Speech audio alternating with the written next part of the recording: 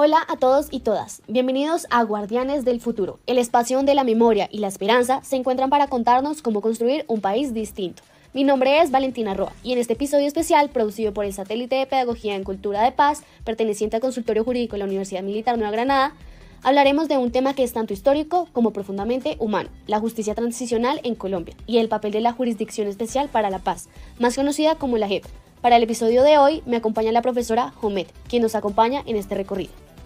Un saludo muy especial a quienes nos escuchan. Este podcast es también una forma de pedagogía en derechos, una herramienta para sensibilizar a la comunidad sobre el valor de la verdad, el reconocimiento, la reparación y sobre todo de la esperanza como una forma de justicia. Continuando con nuestro tema, queremos contarles sobre los macrocasos presentes de los que les hablaremos hoy, pero ustedes se preguntarán, ¿qué es un macrocaso? Pues bien, un macrocaso es una línea de investigación amplia y priorizada que agrupa miles de hechos relacionados con el conflicto armado colombiano, bajo patrones comunes de criminalidad con el fin de identificar responsabilidades, establecer la verdad y garantizar la justicia para las víctimas. Algunas características son que reúnen múltiples hechos que comparten una lógica o un patrón común. Por ejemplo, secuestros sistemáticos, ejecuciones extrajudiciales, reclutamiento de menores, entre otros. También podemos decir que se enfoca en los crímenes más graves y representativos del conflicto, así como permite avanzar en la judicialización de responsables con un enfoque restaurativo y diferencial. También prioriza las voces de las víctimas y el impacto territorial y el social en estos crímenes. Para empezar, les hablaremos sobre el primer macrocaso, abierto por la JEP en julio del 2018. Este se enfoca en los secuestros y otras graves privaciones de la libertad cometidas por las FARC-EP. Este crimen fue sistemático y prolongado. Se enfatiza que más de 21.000 personas fueron secuestradas durante este conflicto armado por las FARC, aunque la cifra real podría ser mayor. Las víctimas eran políticos, militares, policías, empresarios, campesinos, menores de edad e incluso turistas extranjeros. Las motivaciones eran variadas: obtener dinero mediante extorsiones, presionar canjes humanos o sembrar terror o controlar territorios. Asimismo, la JEP ha recogido testimonios de cientos de víctimas directas e indirectas y ha identificado ciertos patrones, ciertos lugares de cautiverio y estructuras de responsables. Lo más importante es que estas víctimas pudieron narrar su experiencia y ser escuchadas con dignidad. ¿Podrías contar qué pasó con los exguerrilleros responsables? Bueno, los comparecientes de las FARC que aceptaron responsabilidad han comparecido ante la JEP y han hecho actos de reconocimiento público. La sala de reconocimiento les ha imputado crímenes de guerra y de lesa humanidad, como parte del auto 019 del 2021. Allí se imputó a 8 excombatientes por haber planeado, ordenado o tolerado estas prácticas. Las víctimas han pedido más sanción, han pedido verdad. En algunos casos, gestos reales de arrepentimiento, como escuchar en primera persona a quienes mantuvieron en cautiverio. Profe, ahora pasamos al segundo macrocaso. Nos alejamos un poco de los crímenes individuales y nos adentramos en una región emblemática del Pacífico colombiano, Tumaco, Ricaute y Barbacoas, en el departamento del Nariño. Pero, ¿qué se investiga exactamente aquí? Pues bien, este es uno de los macrocasos más representativos de la dimensión territorial del conflicto armado. Fue abierto por la JEP el 10 de julio del 2018, bajo el nombre completo de Situación Territorial de los municipios de Ricaute, Tumaco y Barbacoas, Nariño. Esta región converge en múltiples factores de indemnización: presencia de grupos armados ilegales, minería, cultivos ilícitos, militarización excesiva y abandono estatal. Lo que lo hace único es que este caso no se trata solo de investigar crímenes individuales, sino de entender cómo una región entera, con rica diversidad étnica, cultural y ambiental, fue colectivamente afectada. ¿Y qué tipo de hechos está investigando la JEP en este caso? Pues bien, la JEP ha identificado al menos 6 patrones macrocriminales. Entre ellos podemos encontrar masacres y asesinatos selectivos, el desplazamiento forzado y confinamiento. El tercero sería la violencia sexual y está basada en género. El cuarto, el reclutamiento de niñas y niños. El quinto, ataques contra la población civil y bienes protegidos. Y el sexto, que es uno de los puntos más relevantes que podemos encontrar en este macrocaso, es las afectaciones al medio ambiente y los territorios ancestrales. Aquí hablamos de crímenes cometidos por distintos actores armados, incluyendo miembros de las FARC, la fuerza pública y terceros civiles. Impresionante y muy complejo, pero ¿quiénes han sido las principales víctimas? Las víctimas son mayoritariamente comunidades indígenas, afrocolombianas, campesinas, mujeres, niñas, personas de la comunidad LGTBIQ+, y en general toda la población rural que fue atrapada en medio del fuego cruzado. Uno de los pueblos más afectados fue el pueblo de Aguá, que ha sido históricamente golpeado por la violencia y el despojo. Pero no se han quedado en el silencio, han comparecido ante la JEP con dignidad, exigiendo no solo justicia, sino reconocimiento a sus prácticas de vida y a la relación espiritual que tienen con la tierra. Y este caso tiene además un enfoque ambiental, ¿cierto? Sí, como lo mencionaba anteriormente, esto es fundamental. El conflicto en esta región deja una huella ecológica devastadora. destruyó selvas, contaminó los ríos con glifosato, existió minería ilegal y el desplazamiento de especies naturales, pero también rompió ese vínculo cultural entre las comunidades y su entorno natural.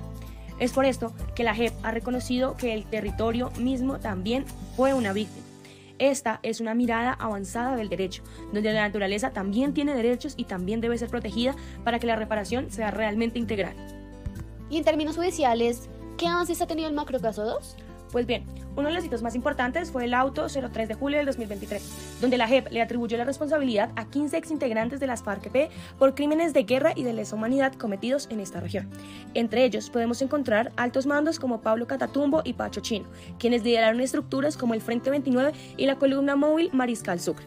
Se espera que estos comparecientes reconozcan su responsabilidad en audiencias públicas y participen en actos restaurativos con las comunidades afectadas. ¿Y cómo ha sido la participación de las víctimas en este proceso? Ejemplar. La JEP ha promovido espacios de construcción dialógica de la verdad, donde las víctimas, las autoridades étnicas y los representantes del Ministerio Público han participado activamente. No se trata solo de narrar lo que pasó, sino de construir una verdad colectiva y transformadora que permita sanar el pasado.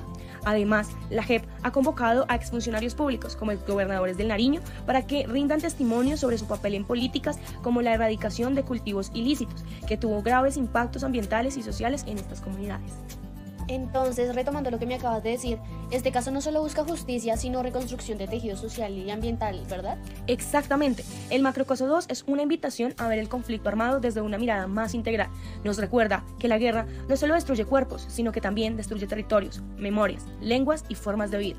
Y para que haya paz, debemos sanar también la relación con la tierra y con la historia. Y llegamos al tercer macrocaso de la JEP, la verdad sobre los llamados falsos positivos. Probablemente uno de los más dolorosos, más difíciles de asimilar como sociedad y también de los que más han removido conciencia, el de los llamados falsos positivos. Profe, ¿qué nos puedes contar sobre este caso? Sí, este es uno de los capítulos más oscuros del conflicto armado en Colombia. El macrocaso 3 fue abierto por la JEP el 6 de febrero del 2018 y se titula formalmente Muertes ilegítimamente presentadas como bajas en combate por agentes del Estado.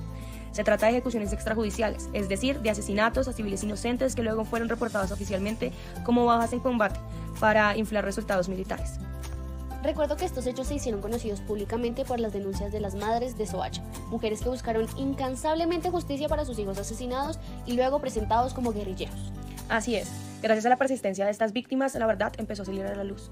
Inicialmente se pensó que eran unos pocos casos aislados. Sin embargo, la JEP ha documentado que entre el 2002 y el 2008 se produjeron al menos 6.402 ejecuciones extrajudiciales, una cifra que supera cualquier estimación anterior. Estas muertes fueron parte de una práctica sistemática generalizada, enmarcada en lo que se conoció como una política de resultados militares por parte del Estado. Muchos altos mandos exigían resultados medibles, bajas en combate, y ofrecían incentivos como ascensos, permisos, premios económicos o incluso días de descanso por cada enemigo muerto, que era considerado una víctima más. ¿Y cómo funciona este mecanismo criminal? Bueno, la estructura opera con complicidad en varios niveles. Civiles eran reclutados con falsas promesas de trabajo o de transporte, especialmente en esos sectores pobres en donde los jóvenes estaban involucrados, y luego eran llevados a zonas rurales, asesinados por miembros del ejército y vestidos con prendas o armas para simular combates ficticios. Después, las unidades presentaban estos casos como operativos exitosos contra estructuras guerrilleras. Es aterrador. ¿Y qué ha hecho la JEP frente a esto? La JEP ha logrado identificar al menos 10 regiones donde esta práctica fue sistemática.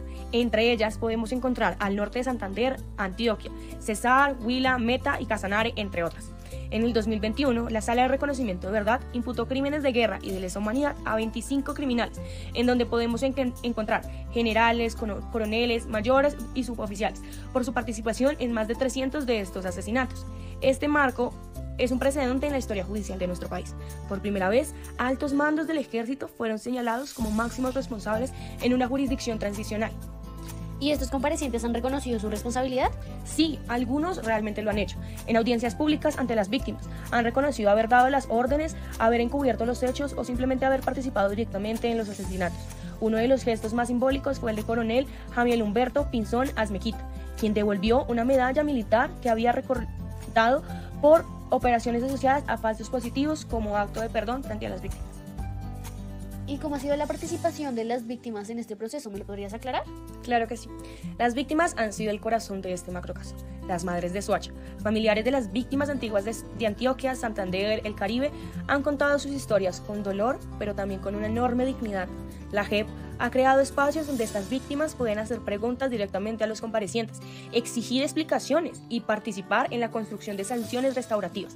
Ellas no solo buscan justicia judicial, sino que también buscan el restablecimiento del buen nombre de sus hijos, hijas, familiares. La garantía de esto no vuelve a ocurrir jamás. ¿Y qué se espera ahora? Bueno, la JEP continúa en la etapa de contrastación de verdad y sanción propia. Quienes reconozcan responsabilidad podrán ser sancionados con restricciones efectivas de derechos y libertad por hasta 8 años, siempre que contribuyan con la verdad plena y la reparación a las víctimas. También se espera que la JEP investigue eventualmente la responsabilidad de civiles y funcionarios del alto gobierno como parte del esclarecimiento completo de lo ocurrido.